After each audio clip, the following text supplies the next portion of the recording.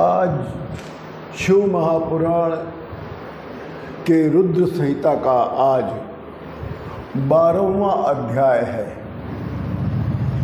12वां अध्याय। इस अध्याय का नाम है देवताओं के साथ ब्रह्मा जी का क्षीर निधि तीर गमन करना और लिंग पूजन का विधान। एक बार ब्रह्मा सहित समस्त देवता लोग विष्णु भगवान जी के पास, जहाँ क्षीर सागर है, जहाँ पर विष्णु भगवान का निवास है, वहाँ पर ब्रह्मा जी के साथ समस्त देवता लोग गए और वहाँ विष्णु जी के पास पहुंचकर विष्णु जी को दोनों हाथ जोड़कर नतमस्तक होकर प्रणाम किया है और प्रणाम करने के बाद स्तुति किया है। तब विष्णु भगवान ने कहा कि हे ब्रह्मा और हे देवता लोग, आप लोग किस कारण से यहाँ आए हो? आपके आने का, आपके आगमन का क्या प्रयोजन है? प्रसन्नतापूर्वक बताइए।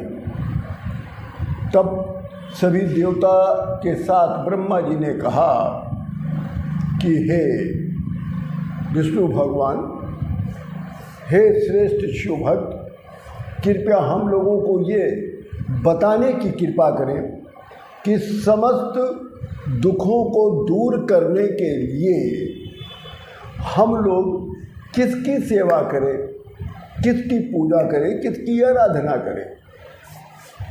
कृपया इस विषय को विस्तार से बताने की आप विष्णु भगवान कृपा करें। तब विष्णु भगवान ने कहा कि हे देवताओं सहित ब्रह्मा जी, आप लोग जो नित्य देखते हैं, जो नित्य देख रहे हैं, उस विषय में बारंबार आप लोग प्रश्न क्यों करते हैं? सेव्यः सेव्यः सदा देव शंकरः सर्व दुःखहा। विष्णु भगवान कहते हैं सेव्य सेव्य सदा देव शंकरः सर्व दुःखहा ममापि कथितं तेन ब्राह्मणोऽपि विशेषतः। विष्णु भगवान कहते हैं हे ब्रह्मा, एकमात्र एक ही देव है, शंकर भगवान, जो समस्त दुखों को दूर करने में सक्षम है और कोई नहीं है। अतः उनकी सेवा नित्य होनी चाहिए, नित्य करनी चाहिए, बारंबार करनी चाहिए। ये नहीं कि नित्य करनी चाहिए। आप लोगों से भी कह रहे हैं कि एक ही, ये नहीं है कि केवल सोमवार हम लोग शंकर भगवान को जल चढ़ा दिया या सामान आ गया है तो रुद्राभिषेक करा लिया। ये नित्य की क्रिया में आनी चाहिए। विष्णु भगवान ने स्वयं कहा है कि शंकर भगवान की सेवा, पूजा, आराधना नित्य करनी चाहिए, नित्य ही नहीं बारंबार करनी चाहिए। ये बात मैंने ब्रह्मा जी आपको पूर्व में भी बताई थी।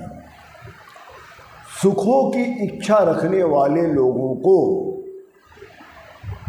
जिन भी व्यक्तियों को, जिन ऋषि मुनियों को, जिन देवताओं को सुख की कामना हो, वो लोगों को शिव जी का त्याग कभी नहीं करना चाहिए।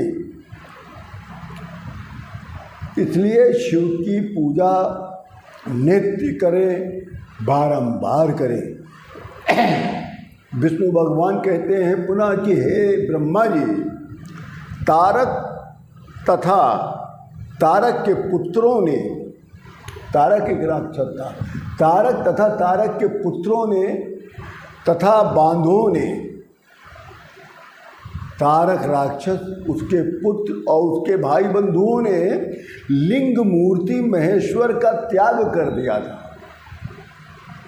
लिंग मूर्ति महेश्वर का त्याग कर दिया था, जिसके कारण तारक पुत्र सहित उसके समस्त बांधों का नाश हो गया था। तब मैंने अर्थात विष्णु भगवान जी ने अपनी माया से मोहित होकर शिव जी से और दूर कर दिया।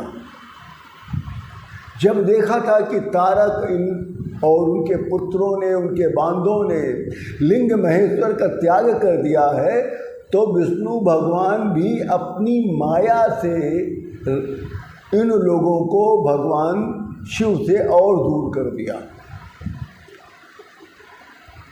इसलिए शंकर भगवान की पूजा नित्य नहीं बारंबार करनी चाहिए। तब विष्णु भगवान की भी कृपा आप लोगों को प्राप्त हो जाएगी। विष्णु भगवान आगे पुनः कहते हैं कि हे ब्रह्मा, तुम कैसे भूल गए कि शिवलिंग के अर्चन के प्रभाव से देवता, दैत्य, हम और तुम अर्थात ब्रह्मा और विष्णु सभी ने श्रेष्ठता को प्राप्त किया। जितने भी देवता हैं, जितने भी दैत्य राक्षस हैं, या ब्रह्मा जी हैं या विष्णु भगवान हैं, ये सभी शंकर भगवान की पूजा अर्चना से ही श्रेष्ठता को प्राप्त करते हैं। साहानिस्त्य महाछिद्रम सांदता साचा मुग्धधा। विष्णु भगवान कहते हैं ये तो बहुत बड़ी हानि है लिंग पूजा का न करना। जो भी मनुष्य शिवलिंग की पूजा नहीं करता है, ये सबसे बड़ी उसकी हानि है। ये आप ध्यान रख लें। सबसे बड़ी हानि क्या है, सबसे बड़ा नुकसान क्या है? शिवलिंग की पूजा न करना। इसे ही अंधापन कहते हैं, इसे ही मूर्खता कहते हैं। विष्णु भगवान कहते हैं कि जो मनुष्य अपना एक क्षण अथवा एक मुहूर्त मात्र मात्र थोड़ा सा समय जो शिव पूजन के बिना खो देता है, वो मनुष्य आँख होते हुए भी अंधा है, बुद्धि होते हुए भी मूर्ख है। फिर विष्णु भगवान ने विश्वकर्मा को बुलवाया।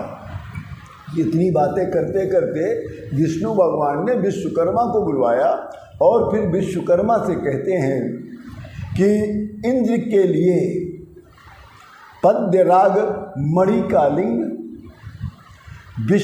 विश्वापुत्र कुबेर के लिए स्वर्णलिंग, धर्म के लिए पीतवर्ण का लिंग, वरुण के लिए श्याम वर्ण का लिंग और विष्णु जी के लिए इंद्र नीलमणि का लिंग और ब्रह्मा के लिए स्वर्ण लिंग और विष्णुदेव के लिए रौप्य लिंग और वसुगण के लिए पीतल का लिंग और अश्विनी कुमार के लिए पार्थिवी लिंग और महालक्ष्मी देवी के लिए स्फटिक का मणि का लिंग, आदित्य गण के लिए ताम्रलिंग और ब्राह्मण के लिए मिट्टी का लिंग, चंद्रमा के लिए मुक्ता का लिंग, अग्निदेव के लिए वज्रलिंग, मैं राक्षस के लिए चंदन निर्मित लिंग और नागगण के लिए मूंगे का लिंग, माँ दुर्गा जी के लिए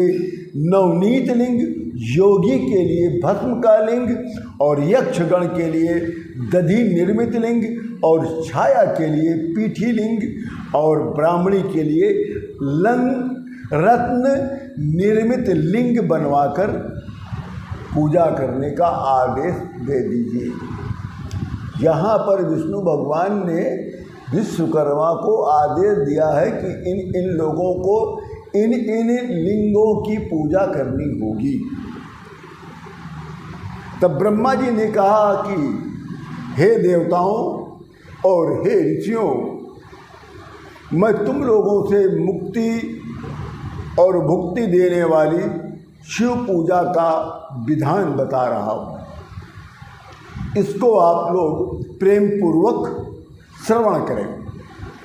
मानुषम जन्म संप्राप्य, मानुषम जन्म समप्राप्य दुर्लभम सर्व जंतुष तंत्रापि सतकुल देवा दुष्प्राणम च मुनीश्वर। ब्रह्मा जी कहते हैं कि सभी योगियों में मनुष्य का जन्म दुर्लभ होता है। सभी योगियों में मनुष्य का जो योनि है सबसे दुर्लभ योनि मानी गई है। और सत्कुल में जन्म लेना, अच्छे कुल में जन्म लेना बड़ा ही दुर्लभ होता है। उसमें भी चारों कुल में ब्राह्मण कुल में जन्म लेना बड़े भाग्य से प्राप्त होता है। यदि आपका सत्कुल ब्राह्मणों में जन्म हो गया है तो सदाशिव की प्रसन्नता के लिए अपना कर्म करते रहना चाहिए। कर्म शास्त्रों में निर्दिष्ट कर्मों का उल्लंघन कदापि न करें। ब्राह्मणों को दान भी करते रहना चाहिए। ब्राह्मणों को कर्म यज्ञ भी करते रहना चाहिए। कर्म यज्ञ से तप यज्ञ श्रेष्ठ है, अवश्य करना चाहिए। सहस्त्र तपो यज्ञ की अपेक्षा ध्यान यज्ञ श्रेष्ठ है। ध्यान यज्ञ से कोई भी साधन श्रेष्ठ नहीं है। ध्यान यज्ञ में भगवान सदाशिव का निवास होता है। यदि आप किसी भी देवी देवता का ध्यान करते हैं तो ये मान जाइए कि आप भगवान शिव आपके मन में वास करने लग गए।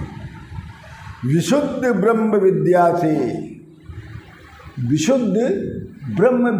से ब्रह्म ज्ञान प्राप्त कर लेते हैं जो लोग, उनको कर्म, सुख दुख, धर्म अधर्म, जप होम, ध्यान विधि की आवश्यकता नहीं होती,